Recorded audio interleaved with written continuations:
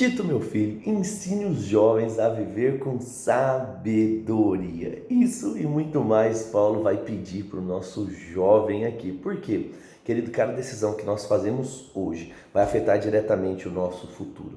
Ter decisões repletas de sabedoria vão nos auxiliar com as escolhas acertadas, construir um futuro lindo. Muitas pessoas têm hoje feito escolhas que têm perpetuando problemas, estão destruindo o futuro delas. Ei, não haja como todo mundo age. Tenha atitudes sábias. Eu sou Leandro Machado e é um privilégio estar com você aqui mais um dia lendo a Bíblia. Se você é novo no canal, já se inscreve, ativa o sininho e deixa o seu like. Hoje nós vamos começar então de Tito, capítulo de número 2, depois vamos para Jeremias e também para Salmos. Afinal de contas, esse é o projeto Bíblia em um ano. Vale lembrar, se você ainda não está no nosso grupo do WhatsApp, entra lá na bio do meu Instagram, tem um link, clica, entra lá, porque toda semana tem conteúdo para abençoar a sua vida. Então, Tito, capítulo de número 2, ele vai dizer assim, verso de número 1: Mas quanto a você, que suas palavras reflitam o ensino verdadeiro. Os homens mais velhos não devem exercitar o autocontrole, a fim de que sejam dignos de respeito e vivam com sabedoria. Devem ter uma fé sólida e ser cheios de amor e paciência. Semelhantemente, as mulheres mais velhas devem viver de modo digno e não devem ser caluniadoras nem beber vinho em excesso. Antes devem ensinar o que é bom, devem instruir as mulheres mais jovens a amar o marido, os filhos, a viver com sabedoria e pureza e trabalhar também no lar, a fazer o bem e ser submissas ao marido. Assim, não envergonharão a palavra de Deus. Da mesma forma, incentive os homens mais velhos a viver com sabedoria. Você mesmo deve ser o exemplo da prática de boas obras. Tudo o que fizer deve refletir a integridade e seriedade do ensino. Sua mensagem deve ser tão correta a ponto de ninguém a criticar. Então os que se opõem a nós ficarão envergonhados e nada terão de ruim ao que dizer. Quanto aos escravos, verso 9, devem sempre ser obedientes ao seu Senhor e fazer tudo possível para agradá-lo.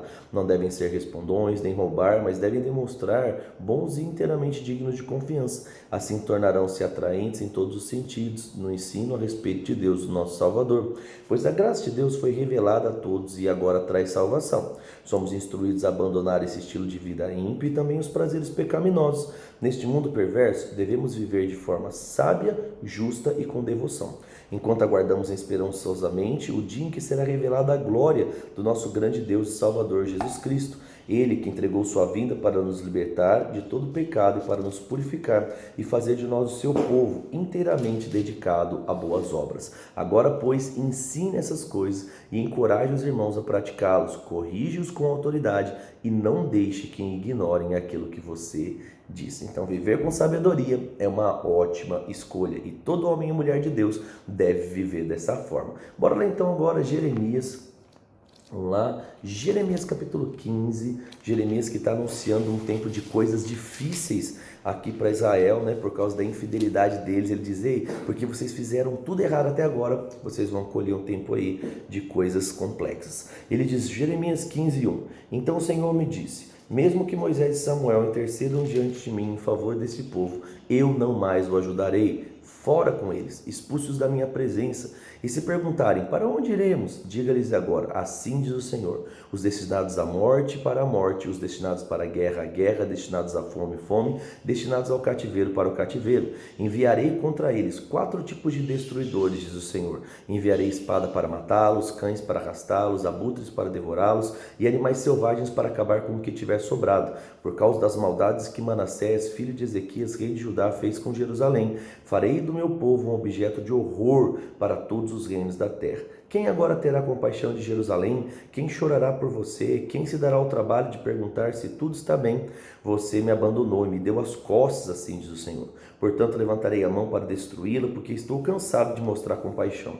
As portas das cidades eu espalharei ao vento, como palha separada do cereal. Levarei seus filhos queridos, destruirei meu próprio povo, pois não querem abandonar seus maus caminhos. Haverá mais viúvas que grãos de areia. Ao meio-dia trarei o destruidor contra as mães mais jovens. Farei cair sobre elas angústia e terror repentino. A mãe de 7 filhos desmaia e respira com dificuldade para ela. O sol se pôs enquanto ainda era dia. Agora está sem filhos, envergonhada e humilhada. Entregarei aqueles que restarem para ser mortos pelo inimigo. Eu, o Senhor, agora falei. Verso 10. Então eu disse: Como estou aflito, minha mãe. Quem dera tivesse morrido ao nascer. Sou odiado em todo lugar. Não sou o credor que ameaça cobrar a dívida, nem o devedor que se recusa a pagá-la. Ainda assim todos amaldiçoam. O Senhor então respondeu, né? E aqui Jeremias, quando ele está anunciando essas coisas, a galera começou a odiar ele mesmo, não é verdade?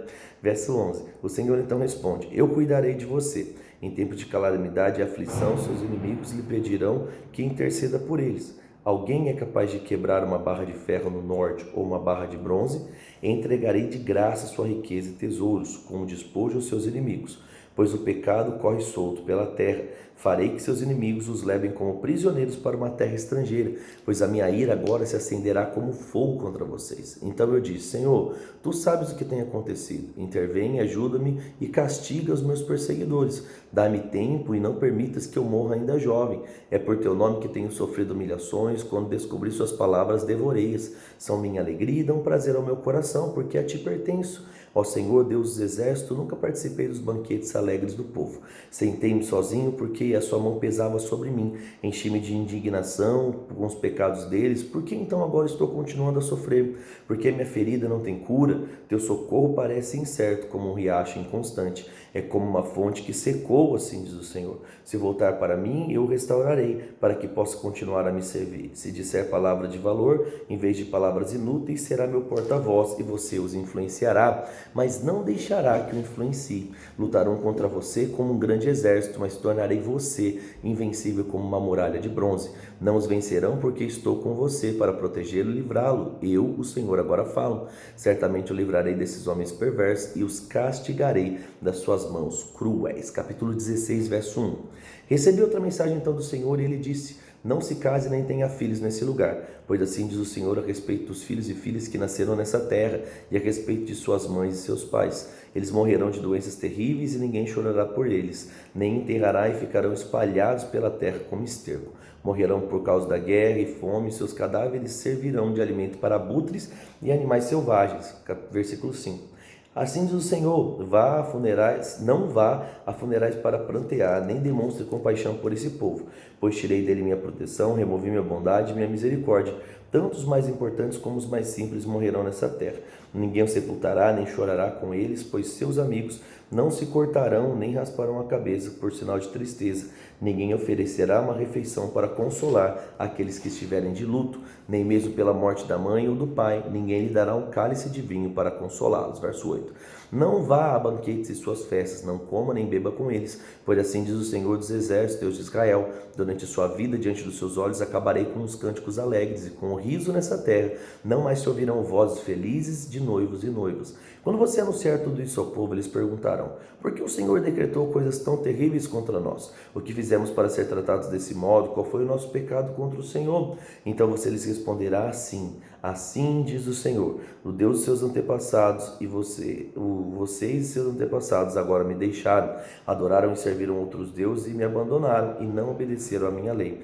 E vocês ainda são piores que seus antepassados, seguem os desejos teimosos do coração, perverso, e não querem me ouvir.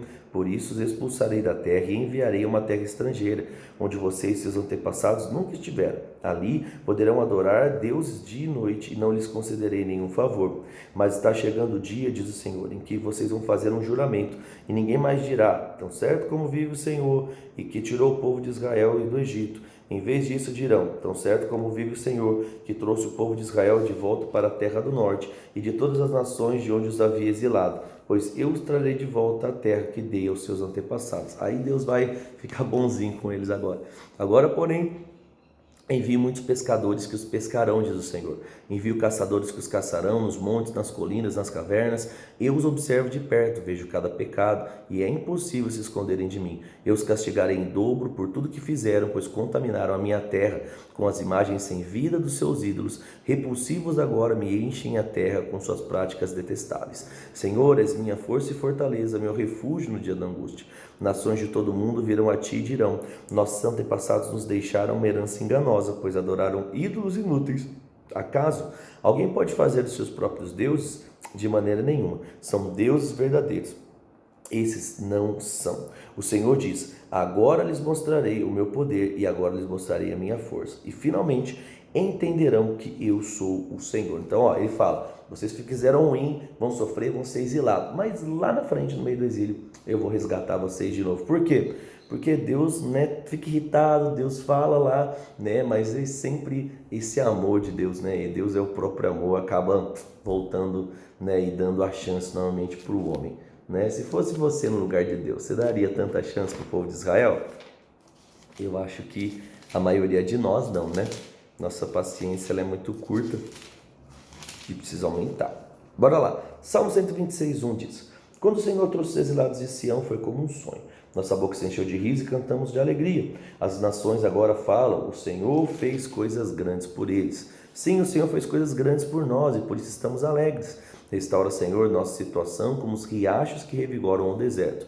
Os que semeiam com lágrimas colherão com gritos de alegria. Choram enquanto lançam as sementes, mas irão cantar quando voltarem com a colheita, né? Então, algumas músicas falam: os que semeiam com lágrimas, com alegria ceifarão. Então, gente, não é porque que toda semeadura tem que ser em lágrima, mas até quando você está chorando, você tem que semear, porque isso faz parte da nossa vida. O que é que mais chamou a sua atenção? Tito, Jeremias ou foi Salmos? Escreve aqui para mim. Vamos orar? Pai, te agradeço pela sua fidelidade, obrigado porque até aqui o Senhor tem nos ajudado. Eu oro mesmo para que essa palavra, Pai, fortaleça cada um de nós, para que nós possamos prosseguir, Pai, continuar a agradar o teu coração. Obrigado por nos amar, por cuidar de nós e nos dar a oportunidade de viver uma vida diferente. No nome de Jesus, amém. Compartilhe nas suas redes sociais esse vídeo, se inscreve aqui, deixa o like se você não deixou e entra lá no grupo do WhatsApp. Lembra que o link está lá na bio do meu Instagram. Um grande abraço, fique com Deus e até amanhã.